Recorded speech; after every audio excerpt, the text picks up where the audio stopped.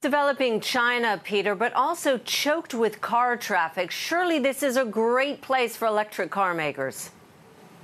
Well, that's what people seem to be betting on. We've had Wanxiang, which is the largest car parts maker in China, entering and bidding and winning the auction for the assets of the bankrupt electric car company Fisker. And at the same time, we've got Tesla, which is the high-end U.S. electric car maker, also saying that it expects China to account for something like 30 to 35% of its sales in 2014. It sounds like a great plan, but there must be some serious challenges, and I'm thinking of infrastructure as the major one.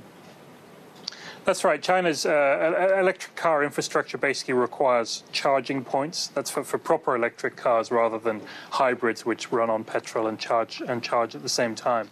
So you need an infrastructure of charging points where people could be confident that they can come along and plug their cars in. And China really hasn't developed that in the same way that countries like the US have. But we think that actually China has many of the potential building blocks to allow it to catch up with and overtake the West when it comes to electric cars. Really, there's a couple of points here.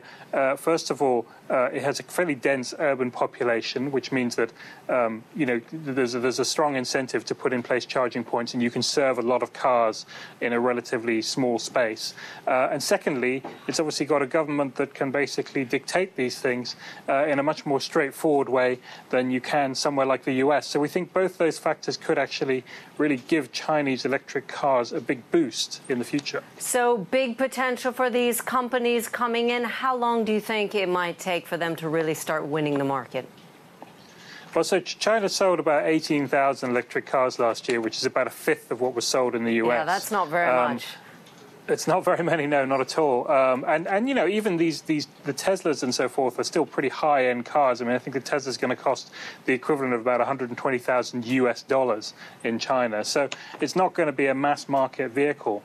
But the thing is that the hope is that that will then sort of drive adoption further down the market. So it's going to take a while. It'll probably take up to another sort of 8-10 years for China to overtake to become the world's largest market. But it's already the world's largest market for regular cars, so the chances are that they will catch up. And then when you add in the sort of the benefits, not to mention the real need in China to try and limit pollution, there's another real benefit there, a real drive for electric cars. So we think there will be a big push there.